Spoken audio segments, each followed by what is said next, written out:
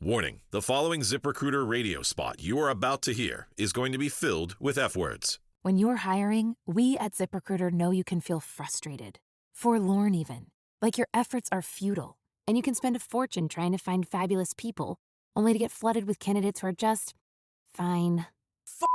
Fortunately, ZipRecruiter figured out how to fix all that. And right now, you can try ZipRecruiter for free at ZipRecruiter.com/zip. With ZipRecruiter, you can forget your frustrations because we find the right people for your roles fast, which is our absolute favorite F word. In fact, 4 out of 5 employers who post on ZipRecruiter get a quality candidate within the first day. Fantastic. So, whether you need to hire 4, 40, or 400 people, get ready to meet first-rate talent. Just go to ZipRecruiter.com/zip to try ZipRecruiter for free. Don't forget, that's ZipRecruiter.com/zip. Finally, that's ZipRecruiter.com/zip. To enjoy this episode ad-free, please visit patreon.com/forensic tales. Forensic Tales discusses topics that some listeners may find disturbing. The contents of this episode may not be suitable for everyone. Listener discretion is advised. When 53-year-old Oakey Kite, who went by Al, failed to show up for work on May 24th, 2004, his coworkers immediately knew something was wrong. Concerned, they went to his townhouse in Aurora to check on him, where they discovered a crime scene so brutal, investigators would never forget it. Al had been restrained, tortured for hours, and ultimately murdered inside his own home by a man posing as a prospective tenant. The killer meticulously cleaned the scene, erased much of the evidence, and vanished without a trace, leaving behind only fragments of forensic evidence and a fake identity that would send investigators across multiple countries. More than 2 decades later, the murder of Al Kite remains one of Colorado's most disturbing unsolved cases. This is Forensic Tales, episode 335, The Murder of Al Kite.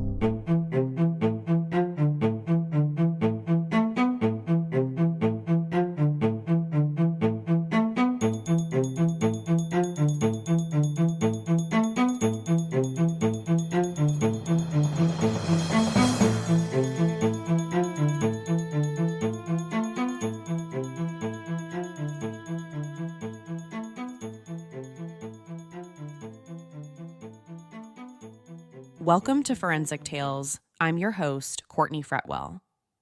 Forensic Tales is a weekly true crime podcast with a forensic twist. Each episode features real stories highlighting how forensic science was used to uncover the truth. If you enjoy deep dives into real cases and the science behind them, make sure you're subscribed so you never miss an episode. And if you want even more content, including monthly full-length bonus episodes and early ad-free access to over 300 episodes, you can join our community over on Patreon. The support there truly helps keep this show going. To learn more, visit patreon.com/forensic tales. And one small favor that makes a huge difference for the show. If you're enjoying Forensic Tales, please consider leaving a positive review on Apple Podcasts or Spotify. It really helps other listeners discover the podcast. Most of us have had roommates before, whether it was during our college years or even as adults. Sometimes they're strangers, someone answering an ad online, someone looking for a cheap place to stay.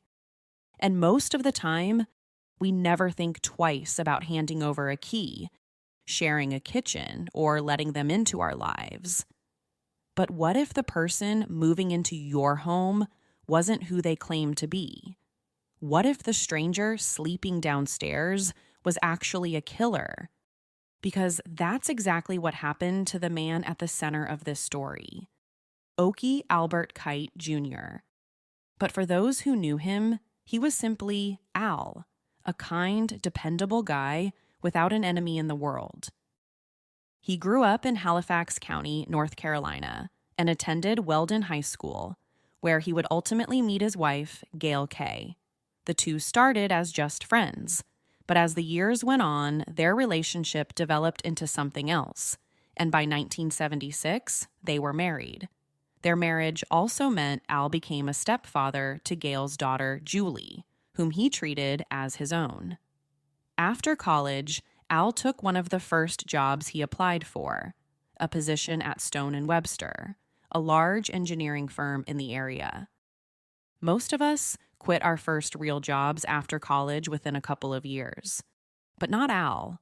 He would actually end up working there for over 30 years. His job at Stone & Webster often required a lot of travel, not just across the U.S., but also around the world.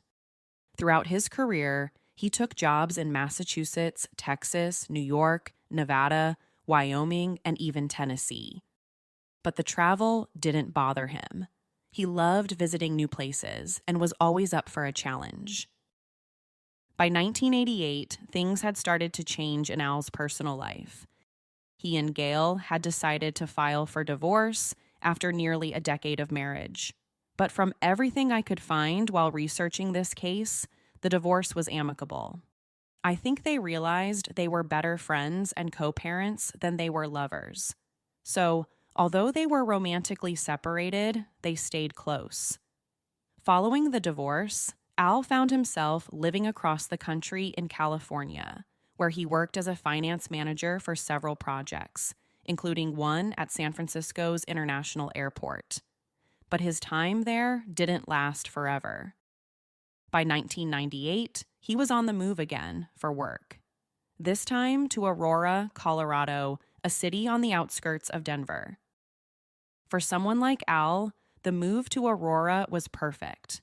He loved anything involving the outdoors, and Colorado is just the kind of place for someone like him.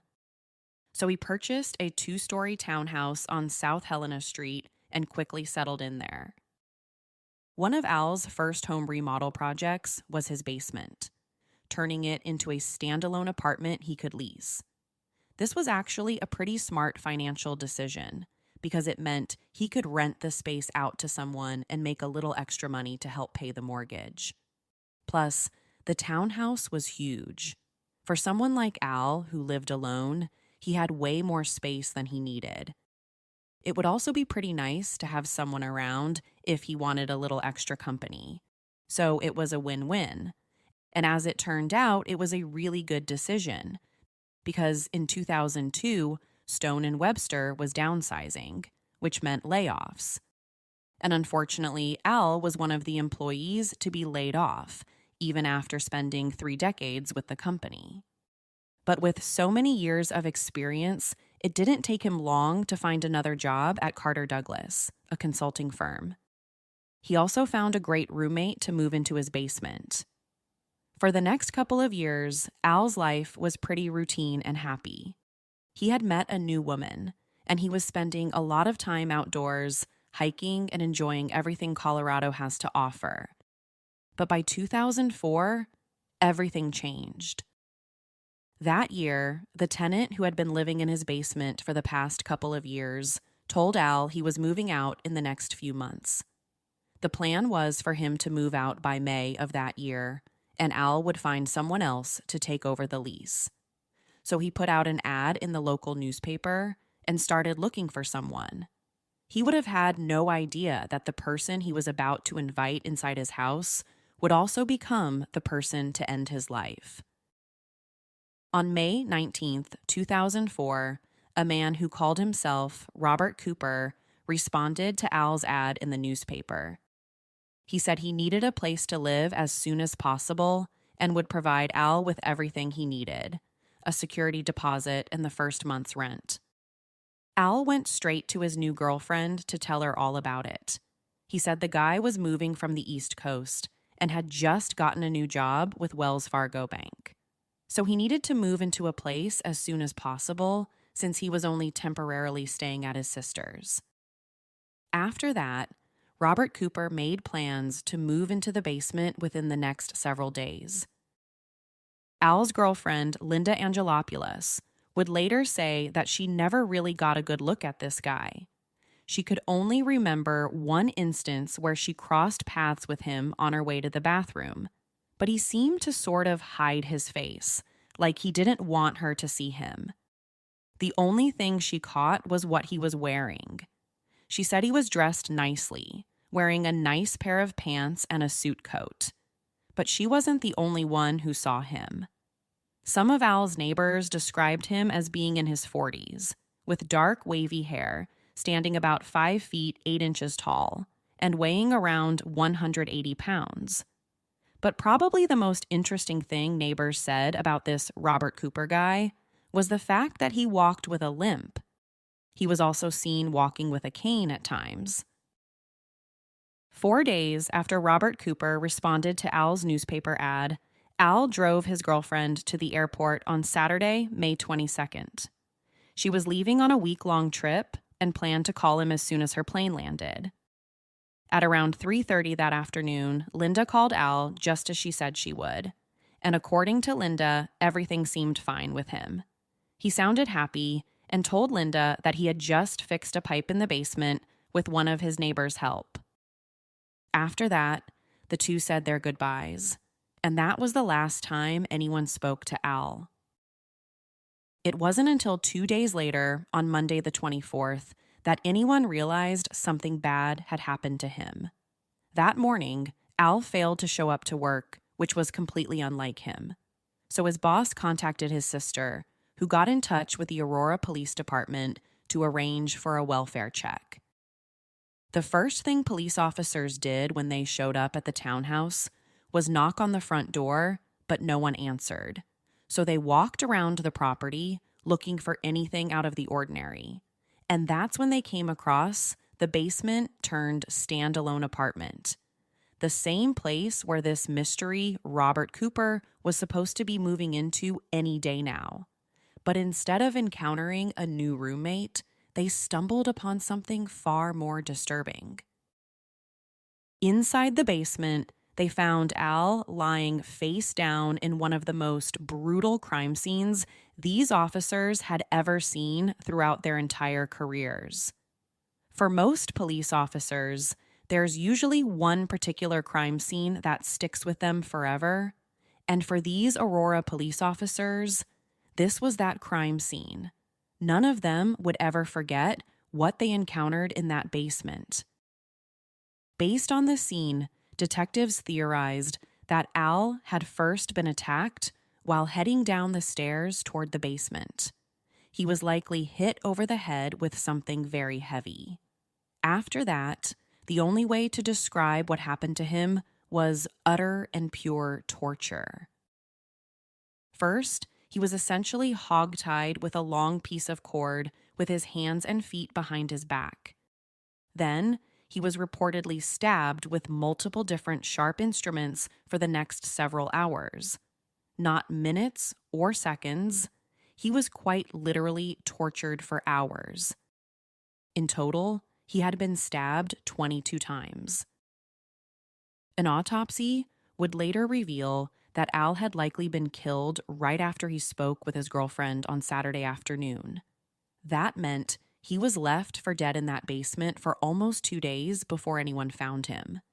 But that might not even be the most chilling part of this story.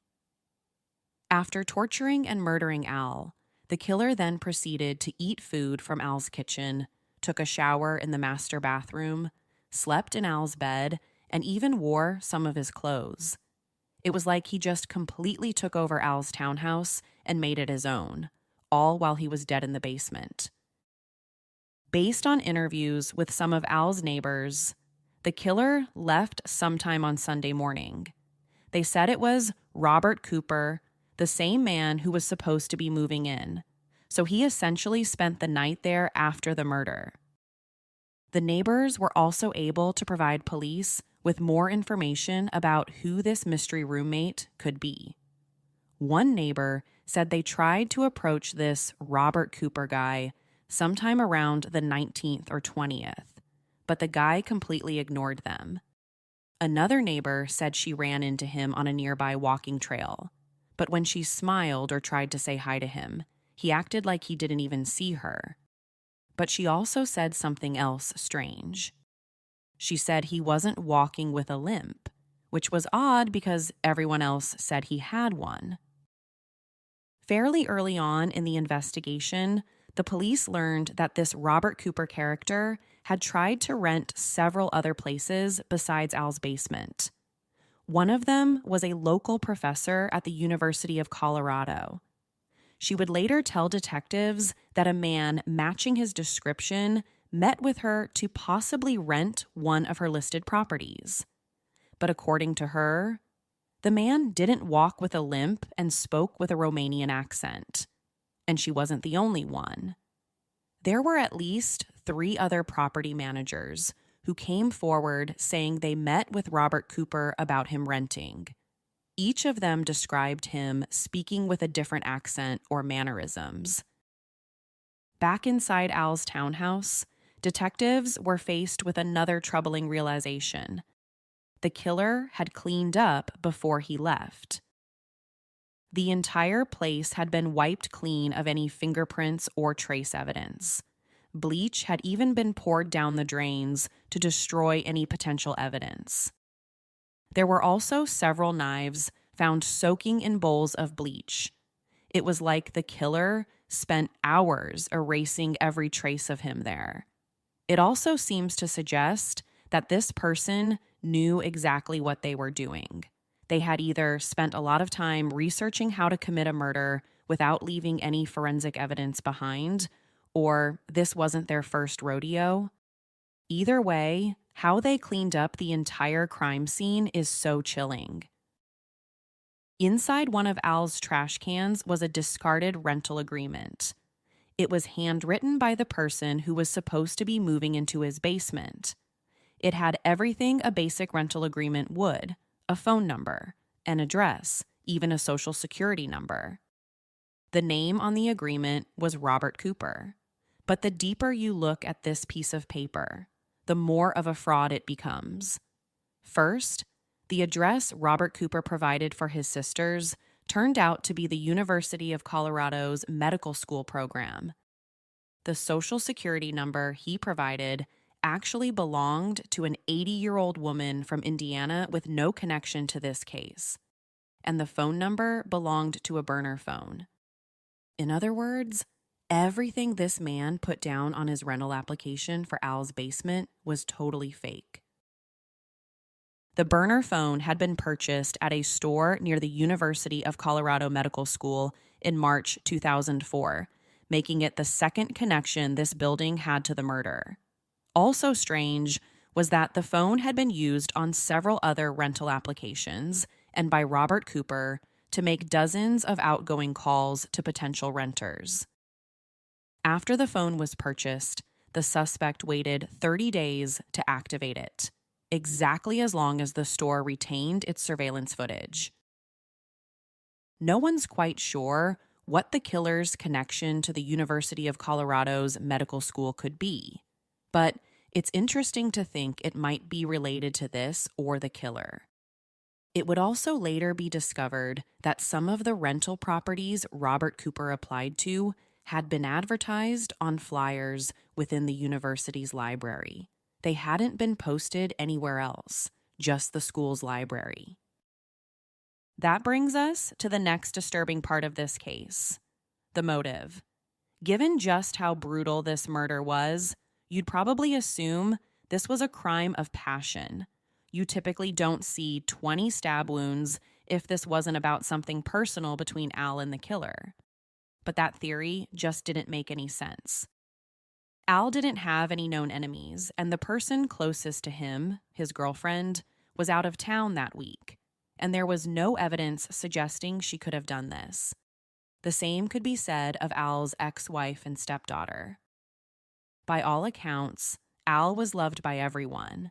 His coworkers thought highly of him. His neighbors loved living next to him. This just wasn't someone you'd expect to be murdered in such a brutal way. So if this wasn't a personal attack, it had to be about something else. But what could the motive possibly be? Who would want to torture Al for hours upon hours inside his very own house? The next possible theory was that this was a robbery. When the cops showed up, some of Al's stuff was missing, including his car and cell phone. So maybe this was a very well-planned robbery. But that still doesn't explain the level of violence and brutality. And if robbery was the motive, why stay inside the house for hours afterward? Why eat his food and sleep in his bed? If all you wanted was his car and cell phone, why not just take them and get the heck out of there? But just when detectives thought they had a possible motive, they found Al's missing car. Losing weight is one thing, but keeping it off, that's where it gets really frustrating. That's why Weight Loss by Hers now offers access to the FDA-approved Wegovy pill and the FDA-approved Wegovy pen. Wegovy is designed to help you lose weight and keep it off. Everything is 100% online through Hers. You'll connect with a licensed provider who will determine if treatment is right for you. If prescribed, your medication is delivered right to your door. No insurance necessary. Ready to reach your goals? Visit forhers.com/tales to get a personalized, affordable plan that gets you. That's forhers.com/tales. forhers.com/tales. Weight Loss by Hers is not available in all 50 states. Wegovy is the registered trademark of Novo Nordisk AS.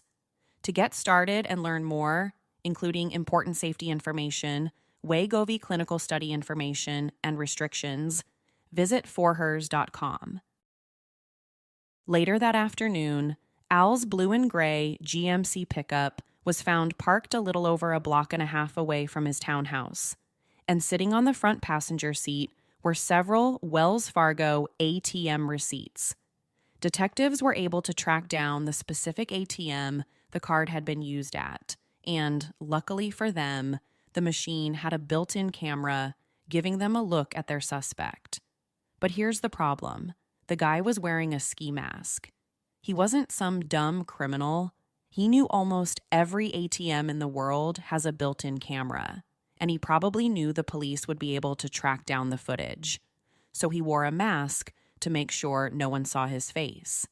He also wore gloves, so the police couldn't find any fingerprints on the machine either. Something that makes this case seem less like a robbery is the fact that the killer only withdrew $1,000 from Al's bank account. He had so much more money in his account that the killer didn't touch all weekend long. He only took an even $1,000. So if this were a robbery, why not withdraw every penny to Al's name?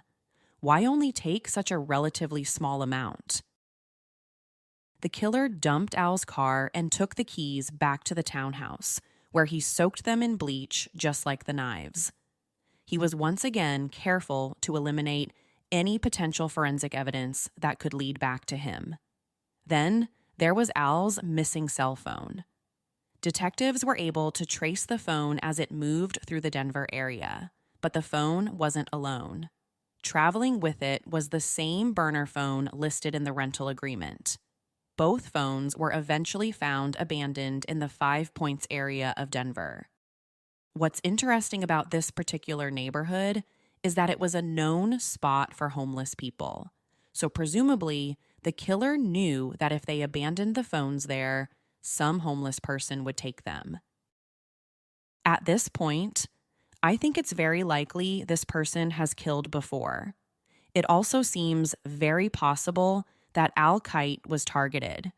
Whoever the killer was knew he lived alone. They knew that he was a kind and compassionate guy. He was just the kind of person who could be taken advantage of by the wrong person.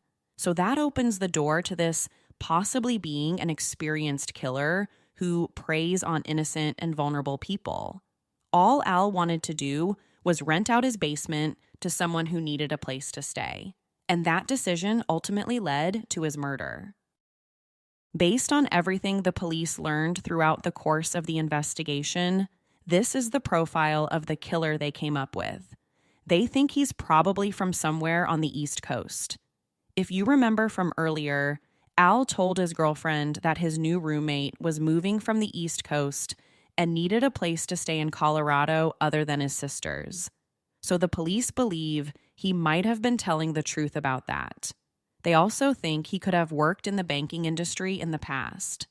That stems from something else the killer told Al. He said he just got a job working for Wells Fargo, although he never said exactly what his position was. So there might be some truth to that as well. Another possibility is that he has some knowledge of or connection to the University of Colorado, specifically the medical school. We already talked about the burner phone and the fake address used on the rental agreement, so it seems very likely he has some connection to the school, like maybe he was a former student, or even a professor or employee there. There's also this idea that maybe the killer was a police officer himself, or tried to become one. Here's why that could be a possibility. We know the suspect knew a thing or two about crime scenes. They knew to wipe down all surfaces inside Al's home to get rid of fingerprints. He knew to soak his car keys and the murder weapons in bleach. He even knew to dump bleach down the drains because he likely washed blood off himself after the murder. Let's not forget that Al had been stabbed over 20 times, so there's a good chance the killer got blood on himself. He might have even injured himself during the process. So he knew that the police could check the drains to find evidence. All of this tells me he knew a thing or two about crime scenes. And it's not just how he cleaned up the scene that makes investigators wonder if their suspect may have tried to become a police officer in the past. It's the way he taunted investigators after the murder. He covered his face at the bank. He took Al's cell phone to a known homeless encampment. He did so many things to basically say F you to the police. So you have to wonder if maybe he applied to be a police officer and didn't make the cut. I don't know. It's just one of many possibilities. For those of you who are fans of the retired investigator Paul Holes, he actually worked on this case. And part of his investigation led to consulting with binding expert Lindsay Philpott and intelligence analyst Julie Quinn for insight into the binding and torture elements of the case. Because of the unique way in which Al was hogtied, Lindsay Philpott wonders whether the killer could be a sailor or a former member of the Coast Guard. They just seemed to be someone who's had experience in wrapping things tightly. We know that Al was bound around the upper arm, above the elbow, and twice above the knee, which seemed unusual to these experts since when someone is hogtied, the bindings normally only go from the wrists to the ankles.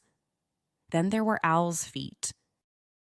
When Paul Holes consulted with Julie Quinn, the intelligence analyst, the first thing she noticed was his feet. According to Quinn, the way Al had been restrained left the soles of his feet exposed, and they were covered in bruising and injuries, suggesting they had been repeatedly beaten while he was still alive.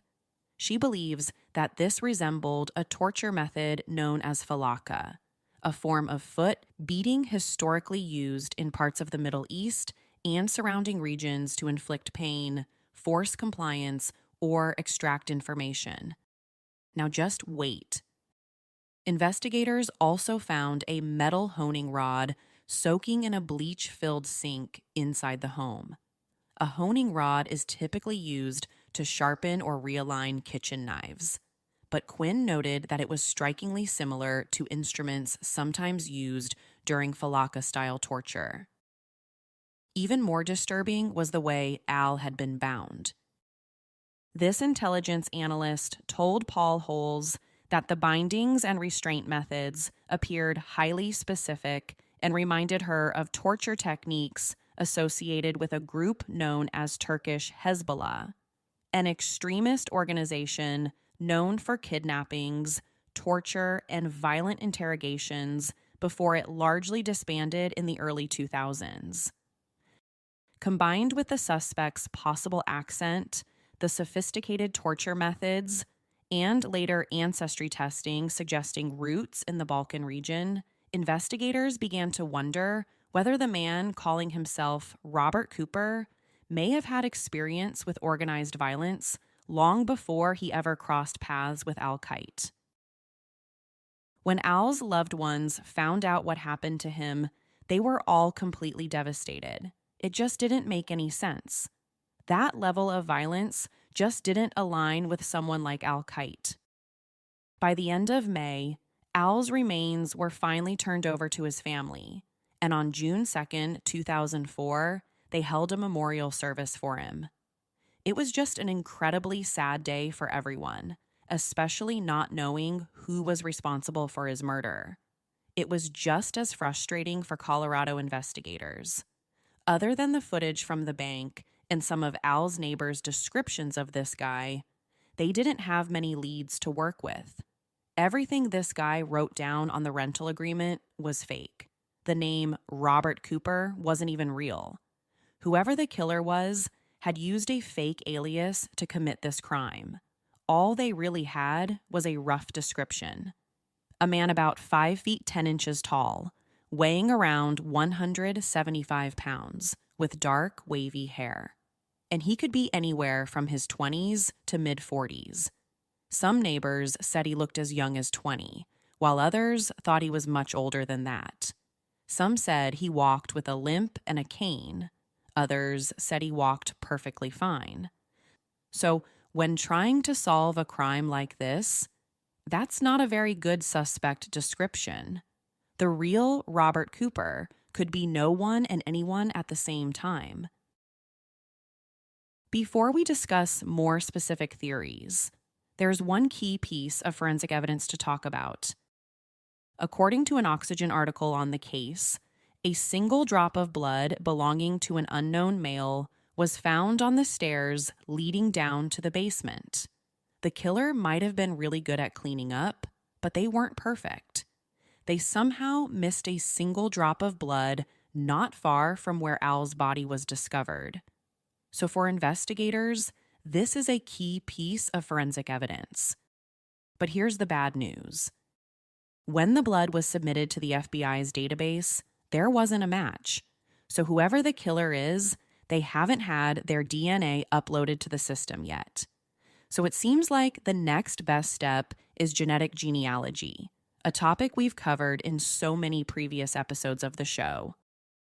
According to that same Oxygen article with Paul Holes, the Aurora Police Department submitted the blood drop for genealogical testing, and the results have been provided to the FBI, which is currently building family trees in hopes of identifying Robert Cooper. But that article was published in 2019, and since then, there's been no update. So as of the time this episode airs, the FBI has been unsuccessful at identifying the source. Let's now discuss theories. One of the more popular theories is that Al was targeted by a predatory killer. This crime was committed by someone who wanted to murder someone, and Al just so happened to become his target. I think this theory checks off a lot of boxes. This fake Robert Cooper guy spent several days contacting people looking to rent a room and eventually found Al. Under this theory, Al wasn't personally targeted because of who he was. He was targeted because he was accessible. He lived alone. He was renting out his basement. And he was an easy target. The killer used a fake identity, brought little traceable information with him, and seemed prepared to disappear immediately after. All of that points to someone who carefully planned to murder someone. What's also scary is that this theory suggests the suspect might have killed someone else either before or after Al Kite. And honestly, that's one of the scariest aspects of this case. A second possible theory is one we touched on earlier. This was a robbery.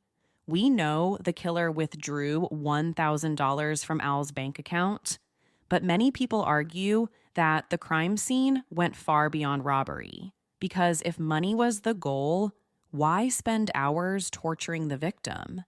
That's why many investigators believe robbery may have been secondary, not the true motivation. Another likely theory is that we're looking for a sadistic killer who enjoys being in control. You might look at how Al was bound and restrained. You could also look at how he was tortured. You might even consider the extensive cleanup afterward. A lot of that suggests that the killer was someone who enjoyed killing and torturing his victims. This was someone who likes to watch people in fear. They liked to humiliate their victims. They wanted to be in total and complete control. Finally, there's the theory that there are other victims out there. If true, that means there could be victims anywhere in the world, not just limited to Colorado. There could be victims from Canada, Europe, anywhere else this killer traveled to. Based on everything we know about this crime, it seems very unlikely that this is the suspect's one and only murder. More than 2 decades later, the murder of Oakey Kite remains unsolved, and the single biggest clue in the case seems to be unidentified DNA found inside the basement. Until that can be identified, there is a killer walking the streets. A killer who targeted Al for weeks before the murder. A killer who tortured him inside his very own home for hours. A killer who went inch by inch throughout the home, destroying any and all potential forensic evidence. And a killer who did everything possible to commit the perfect murder. But his time may be limited. As forensic testing improves, there's a good chance that law enforcement will be able to identify him, and that time may be coming in the near future. Are there more victims out there by this so-called Robert Cooper guy? Was Al Kite just one of many victims? Was he first? Was he the last? Or was he somewhere in the middle? If you have any information regarding the murder of Al Kite, you're asked to contact the Aurora Police Department or the FBI. If you'd like to see a photograph of the suspect taken at the bank, I'll post it on our social media accounts. You can also look at the photograph on the FBI's website about this case. To share your thoughts on this week's episode or your theories about who killed Al Kite, be sure to follow us on social media at Forensic Tales. And if you want to listen to new episodes early and ad-free, consider signing up for our Patreon at patreon.com/forensictales. You can get early ad-free access to new episodes and monthly full-length bonus episodes for as little as $3 a month. Your support on Patreon directly helps to fund the show's production, research, and editing costs. And as an independent, one-woman podcast, your support truly helps to keep the show going. Forensic Tales is a Rockefeller audio production. The show is written and produced by me, Courtney Fretwell. If you'd like to support the show and help fund research, production, and editing, you can do so with a small monthly contribution on Patreon. Patreon supporters get early access to ad-free episodes and exclusive bonus content. Thank you so much to this week's newest Patreon supporter, Michael K. You can learn more at patreon.com/forensictales. And if you enjoy the show, leaving a positive rating or review really helps others discover it. For a full list of sources used in this episode, visit forensictales.com.